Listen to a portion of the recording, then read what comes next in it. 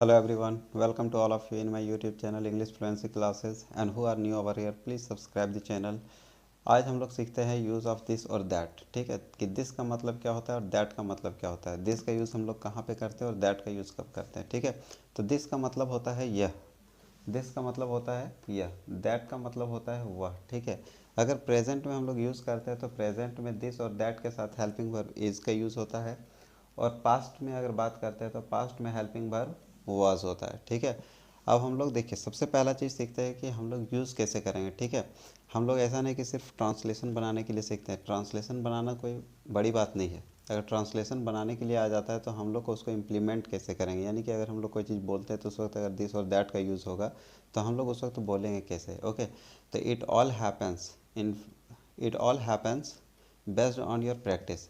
अगर आप अच्छे से प्रैक्टिस कीजिएगा तो आप अपने बोल चाल में दिस और दैट का यूज़ भी कर सकते हैं। ठीक है, तो हम लोग सिर्फ ट्रांसलेशन को बुक निकाले, ट्रांसलेशन अगर कॉपी में बनाए तो हम लोग कुछ नहीं कर पाएंगे, लेकिन वही चीज़ अगर हम प्रैक्टिस करते हैं तो फिर हम लोग दिस और दैट का यूज़ अच्छे से कर पाएंगे। ठीक है, तो वीडियो को बिल्कुल एंड तक देखिएगा, स्किप मत कीजिएगा। ठीक है, तो आज हम लोग पढ़ते हैं दिस और दैट का। जैसे कि हम लोग सेंटेंस के हिसाब से पढ़ते हैं कि सेंटेंस हम लोग कौन कौन सा पढ़ेंगे। तो एक होता है अफर्मेटिव सेंटेंस, दूसरा होता है नेगेटिव सेंटेंस, और तीसरा होता है इंटेरोगेटिव सेंटेंस। ठीक है, तो अफर्मेटिव सेंटेंस में अगर दिस दैट का रहता है यूज़ करना है तो हम लोग का सेंटेंस क्या होगा, यह एक पंखा है। ठीक है, यही अगर सेंटेंस को हमको निगेटिव में बनाना है तो निगेटिव में हम लोग का क्या होगा, तो निगेटिव का यूज़ का मतलब क्या होता है कि नकारात्मक वाक्य। निगेटिव सेंटेंस मतलब क्या होता है, नकारात्मक वाक्य। अब नकारात्मक वाक्य को हम लोग कैसे पहचानते हैं, अगर किसी सेंटेंस में हिंदी में अगर नहीं दिया रहे तो वो मेरा क्या सेंटेंस होगा, नेगेटिव सेंटेंस होगा। ठीक है, अब जैसे यहाँ पर इस सेंटेंस को हम लोग लेते हैं, यह एक पंखा है। अगर इसका निगेटिव बनाना हो तो क्या हो जाएगा, यह एक पंखा नहीं है। ठीक, उसके बाद होता है इंटेरोगेटिव सेंटेंस। इंटेरोगेटिव सेंटेंस का मतलब होता है प्रश्नवाचक वाक्य। अगर किसी सेंटेंस में अगर क्वेश्चन पूछा जा रहा है तो वो मेरा क्या होगा, इंटेरोगेटिव सेंटेंस होगा। ठीक है, अब ये जो इंटेरोगेटिव सेंटेंस होता है हिंदी में स्टार्ट होगा क्या से। ठीक है, जैसे क्या यह एक पंखा है। ठीक, अफर्मेटिव सेंटेंस क्या होगा, यह एक पंखा है। अगर यही निगेटिव हो तो क्या हो जाएगा, यह एक पंखा नहीं है, यानी नहीं लगा दीजिएगा तो मेरा क्या हो जाएगा, निगेटिव सेंटेंस। अगर इंटरोगेटिव सेंटेंस बनाना है तो इसके पहले आप क्या लगा दीजिए, आपका हो जाएगा क्या यह पंखा है। अब देखिए इंटरोगेटिव सेंटेंस का जो आंसर होता है वो बहुत सिंपल होता है। इसका आंसर हमारा क्या होगा, सिर्फ यस या नो में इसका आंसर होगा। क्या यह एक पंखा है, अगर है तो हाँ यस, और अगर नहीं है तो इसका आंसर क्या होगा, नो होगा। अब अगर इसको हम लोग इंग्लिश में अगर बोलते हैं तो उसको हम लोग कैसे ट्रांसलेट करेंगे। ठीक है, तो सबसे पहले यह का इंग्लिश क्या होता है, तो दिस। ठीक है, अब है तो इससे मेरा पता चलता है कि ये मेरा प्रेजेंट में है, तो प्रेजेंट में रहेगा तो हेल्पिंग वर्ब किसका यूज़ होगा, इज़ का। तो दिस इज़, एक पंखा का क्या होगा, a fan. This is a fan.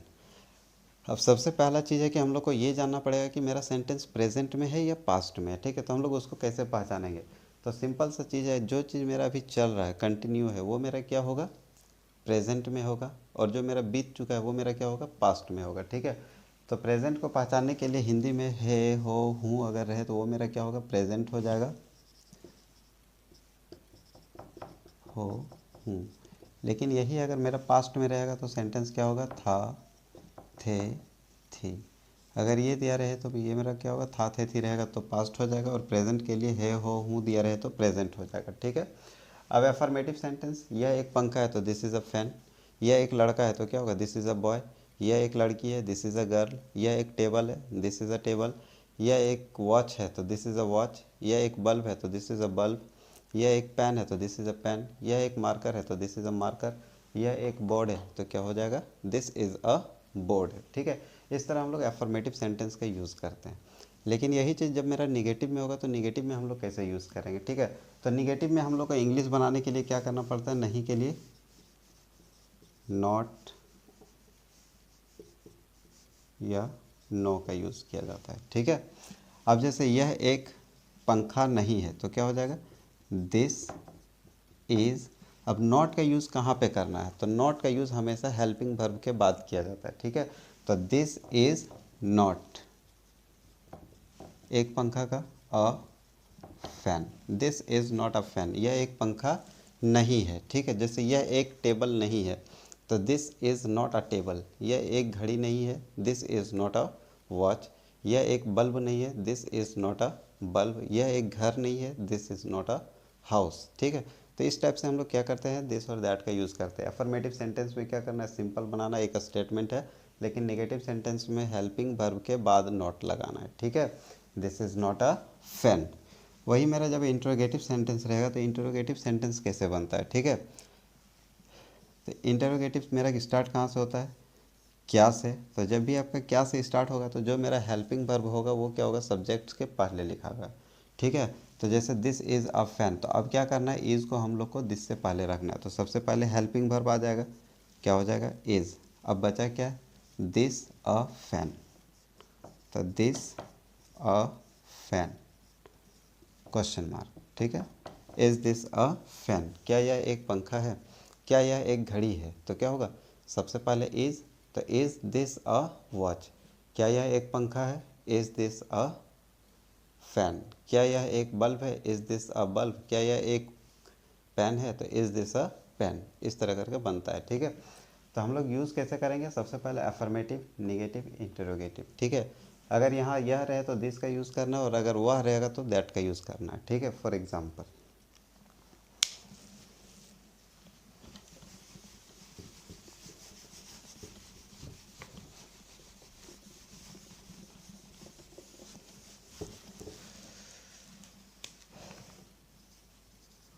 वह एक कलम है, तो वह एक कलम है, तो वह का इंग्लिश क्या होगा, दैट। है से मेरा पता चलता है कि ये मेरा प्रेजेंट में है, तो हेल्पिंग वर्ब किसका यूज़ होगा, इज़ का। तो दैट इज़ एक कलम का a pen, that is a pen. अगर यही निगेटिव सेंटेंस बनेगा तो क्या हो जाएगा, हेल्पिंग वर्ब के बाद नॉट लगेगा, तो that is not a pen. अगर इंटरोगेटिव सेंटेंस बनेगा तो इससे पहले क्या लग जाएगा, क्या वह एक कलम है, तो इज़ को हम लोग क्या करेंगे, सबसे पहले रख देंगे, इज़ दैट अ पेन। वह एक टेबल है, दैट इज़ अ टेबल, वह एक टेबल नहीं है, that is not a table, क्या वह एक टेबल है, इज़ दैट अ टेबल। वह एक बल्ब है, तो दैट इज़ अ बल्ब, वह एक बल्ब नहीं है, that is not a bulb, क्या वह एक बल्ब है, इज़ दैट अ बल्ब। वह एक हाथी है, तब क्या हो जाएगा, दैट इज़ एन एलिफेंट, वह एक हाथी नहीं है, that is not an elephant, क्या वह एक हाथी है, is that an elephant. I hope कि आप लोगों को समझ में आ रहा होगा कि दिस कब लगाते हैं और दैट कब लगाते हैं, ठीक है। अगर कोई चीज़ हमसे नज़दीक है तो उसके साथ हम लोग को दिस का यूज़ करना होता है, और अगर कोई चीज़ हमसे दूर है तो उसके साथ हम लोग दैट का यूज़ करते हैं, ठीक है। अब देखिए यहाँ पर इसके साथ एक सेंटेंस और लेते हैं कि यह मेरी कलम है, यह मेरी कलम है, तो यह का तो इंग्लिश क्या होता है, दिस। अगर प्रेजेंट में रहेगा तो इज़, मेरी कलम, तो मेरा मेरी का इंग्लिश क्या होता है, माई, कलम का पेन, ठीक। यह मेरी कलम है तो दिस इज़ माई पेन। अगर आता है यह तुम्हारी कलम है तो दिस इज़, तुम्हारी का इंग्लिश योर हो जाएगा, तो दिस इज़ योर पेन। यह हमारी कलम है तो हमारा का क्या होता है, आवर हो जाता है, तो दिस इज़ आवर पेन, ठीक है। अब इसके साथ हम लोग इसका भी यूज़ करेंगे, मेरा मेरी का इंग्लिश क्या होगा, माई, तुम्हारा तुम्हारी, या तो आपका आपकी, इसका इंग्लिश क्या होगा, योर हो जाएगा। हमारा या हमारी, इसका इंग्लिश क्या हो जाएगा, आर हो जाएगा। उसका, उसकी, ठीक है, हिज, और अगर लड़की रहे तो हर का यूज़ होगा, ठीक है। जैसे यह तुम्हारी पुस्तक है, यह तुम्हारी पुस्तक है, तो यह का इंग्लिश दिस। प्रेजेंट में रहेगा तो इज़, तुम्हारी के लिए, योर, तुम्हारी का इंग्लिश योर, पुस्तक का book, this is your book. यह तुम्हारी टेबल है, दिस इज़ योर टेबल। यह तुम्हारी घड़ी है, दिस इज़ योर वॉच। यह तुम्हारी शर्ट है, दिस इज़ योर शर्ट। यह तुम्हारा बेंच है, दिस इज़ योर बेंच। यह तुम्हारा टाई है, तो दिस इज़ योर टाई। यह तुम्हारा मार्कर है, दिस इज़ योर टाई। ठीक है, तो इस तरह करके हम लोग यूज़ करते हैं। अगर यही निगेटिव सेंटेंस में आ जाए तो फिर निगेटिव में हम लोग कैसे यूज़ करेंगे, तो हेल्पिंग वर्ब के बाद नॉट लगाना है। यह तुम्हारी पुस्तक नहीं है, तो this is not your book. क्या यह तुम्हारी पुस्तक है, अगर इंट्रोगेटिव में क्या लग जाएगा तो हम लोग क्या करेंगे, इसको पहले कर देंगे। Is this your book. क्या यह तुम्हारी घड़ी है, इज़ दिस योर वॉच। क्या यह तुम्हारा पंखा है, तो इज़ दिस योर फैन। क्या वह तुम्हारा पंखा है, इज़ दैट योर फैन। क्या वह तुम्हारा मोबाइल है, इज़ दैट योर मोबाइल। क्या वह तुम्हारा मार्कर है, इज़ दैट योर मार्कर। ठीक है, like that you have to use this and that. Okay, और इसके साथ और भी एक यूज़ होता है, उसको हम लोग पढ़ लेते हैं।